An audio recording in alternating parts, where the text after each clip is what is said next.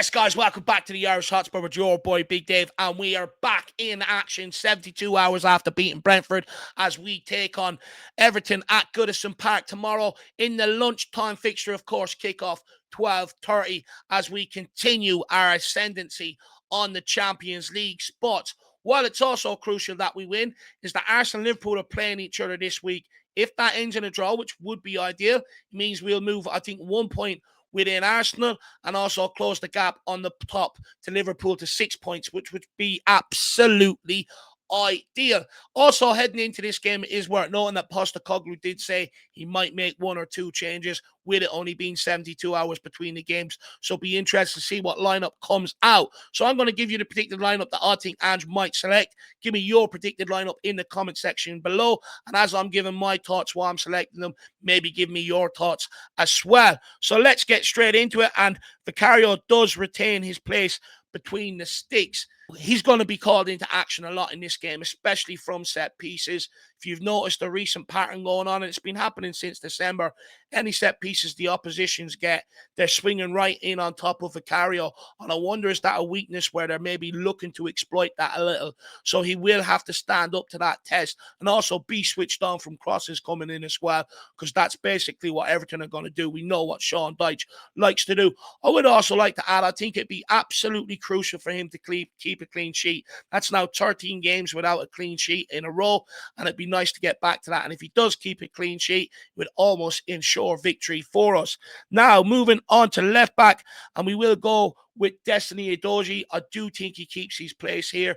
He's had a tough time against Brentford, sort of at fault for 2 of the goals, one of them being picked off, and that seems to be a common occurrence lately in Udogie's game. City done it a number of times, and I've seen it happen multiple times this season. And it's something where he needs to really grow and learn from. You know, we can't be that vulnerable on the counter. We are asking our players to be brave, but he has to protect that ball a little bit more. But nonetheless, he's been absolutely brilliant this season, especially going forward. He made up for one of his errors with a goal against Brentford, which I'm absolutely delighted to see. And for me, I do think he retains his place here. Maybe this might be one of the changes that Postecoglou make. He might bring Emerson in for Destiny Udogie after that difficult game against Brentford. Let's wait and see. But for me, I predict he will go with Destiny Udogie. Now, moving on to right back, and we do stick with Pedro Porro. Now, interestingly enough, he has played the most minutes of any outfield player in the squad this season. I think Vicario only rivals him for minutes. So is there a call maybe to rest Porro here and bring in Emerson? However, I think Porro is too crucial to us, especially going forward. Now, he wasn't at the races the last 2 games against Man City or against Brentford. Didn't have any impact on the game going forward. However, I do think with Pape Matar Sarr being back, I think you might see him sort of be more confident to go forward, because one thing that Pape Matar Sarr does do is protect him. So when he gets forward, Pape Matar Sarr protects that space down that right-hand side, which no other midfielder has been able to do. One little thing on Pedro Porro, and I'm only asking this of him because he does genuinely have the ability, in order to take that next step from the level he's at to become real, genuine world class. He needs to be affecting games every single week, not affecting during a period, taking a couple off and coming back again. He needs to be at it every single week. Bit harsh, but I'm only asking because I do believe he can take that next step.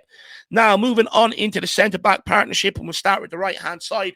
I will stick with Romero. I do think he could have been much better for Mope's goal, more alert to the danger. Maybe he was caught a bit flat-footed or maybe ball watching. However, he made some absolute crucial headers towards that Brentford game to be able to keep us in the ascendancy. And that's exactly what we're going to need from him again in this game against Everton. We're going to need him to be switched on and aggressive in the air. Now, I know a lot of people would say, look, take him out, bring Radu Dragusin in, because that's his strength, which is sort of early, which I fully understand. But the reason why I don't think Ange will take someone like Romero out is because he is our leader. He's our commander-in-chief back there. He organizes everybody. But also, most importantly, he sets the tone defensively. So on that basis, I think he will retain his place in the lineup today.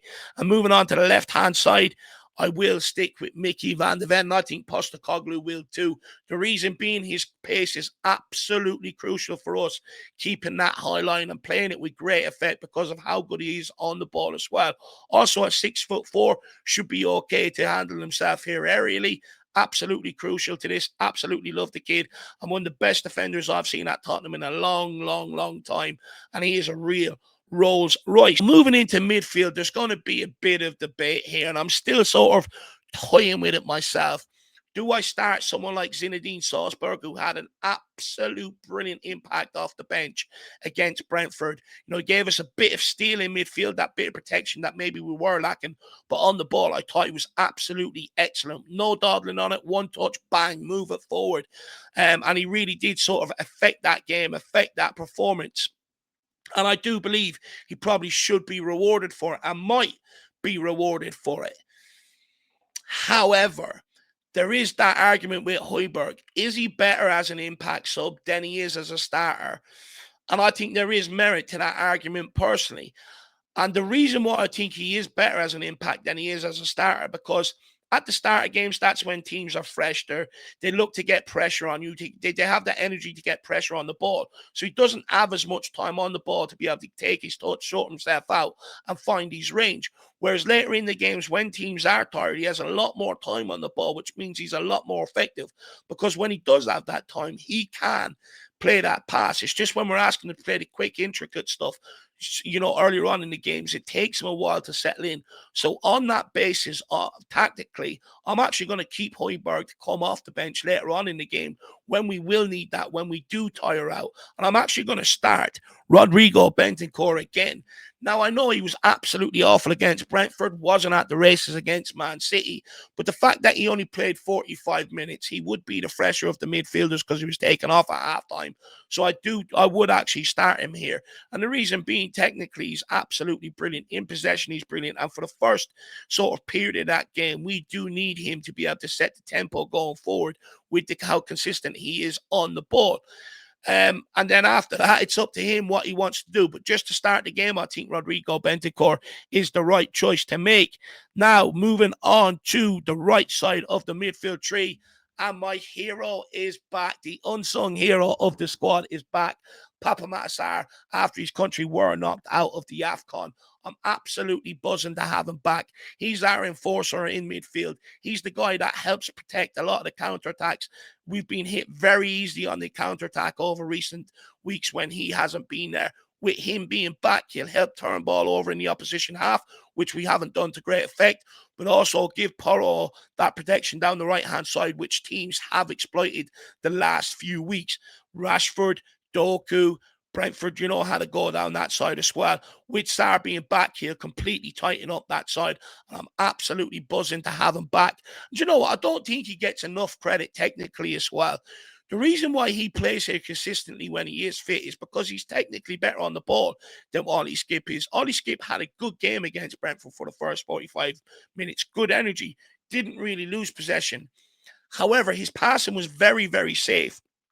Pape Matar Sarr has better ability on the ball. He can slide that ball between the centre back and the full back. He can take shots. He can switch play when needed. So for me, that's why he always plays when he's available on this side. And I expect to see more of the same. Do I expect him to last the whole game? I do not. I do think with him sort of travelling back, I would expect to see about 60, 65 minutes out of him before he starts to tire. And that's where maybe we make the substitution. And moving on to the left side of midfield, there is a lot of debate around whether Maddison can play 2 games within quick succession after such a long injury layoff. However, he's absolutely crucial to what we're doing. I think the way we started off against Brentford is the way I want Maddison to be playing the majority of the time he's on the football pitch, getting on the ball and looking to thread through stuff. I do think after about 10, 15 minutes when that wasn't working, he just started reverting to going back through the middle where Brentford blocked up all the bodies. And I think that's something where Maddison does need to improve. I think he needs to be a bit more smarter and a bit more switched on, especially since he's our creative guy. You know, he has to foresee what other teams are doing and try and find other ways around that. That's why he's in the team. But nonetheless, it was a good return against Brentford, and I expect him to be a lot more up for a lot more better this time out against Everton. And hopefully, he can provide that magic we need. And he's going to be key because Everton do sit low block, and they do sort of look to protect that box at all costs. So he's going to be absolutely key. And I want to see him use the passing range that he has. I felt against Brentford a lot of the game, a lot of times he was very safe. 2, 3 touches, 5-yard balls and stuff like that. I want to see him one touch, get the ball out, spray it over the top, put it in behind, try different things, be a bit more direct is basically what I'm asking of James Maddison. Now, moving on to the front three, and I will start with the left wing, and I do think Werner deserves to keep his place. Came off with 2 assists against Brentford, made me eat humble pie.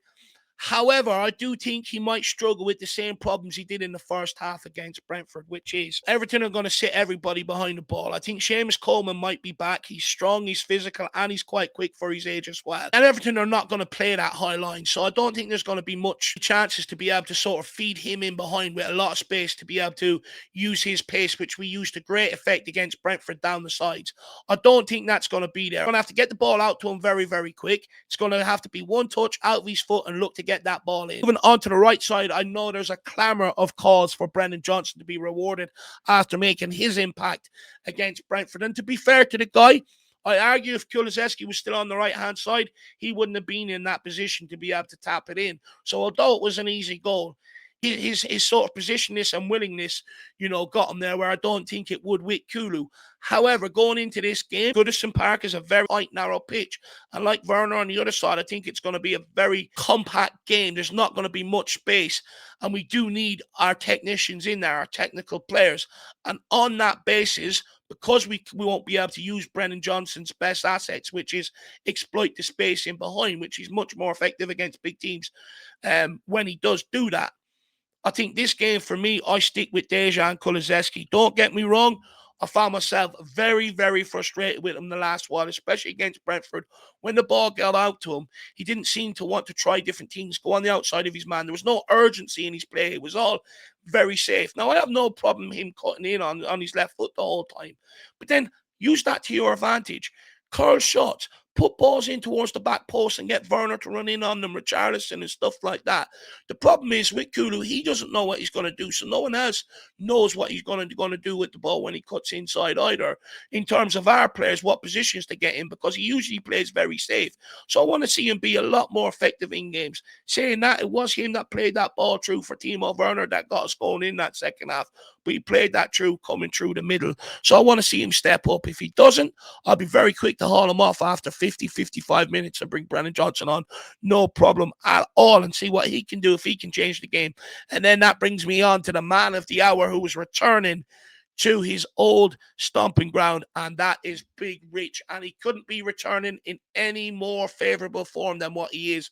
7 in his last 7. He's on absolute fire, starting to look like the £60 million man that we paid for.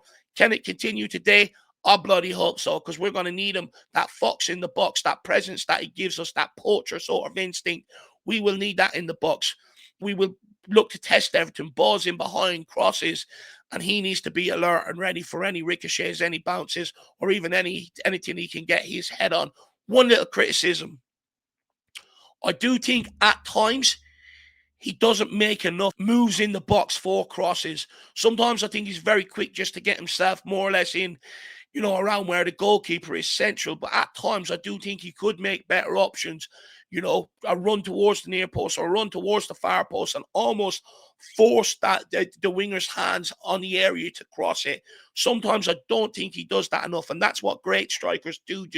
And maybe somewhere he needs to improve a little bit to sort of improve his game and take it to that next level. The big question is, will he celebrate? Now, when we did play them in the reverse fixture at our place, he went to celebrate. It's like he almost forgot who we were playing against.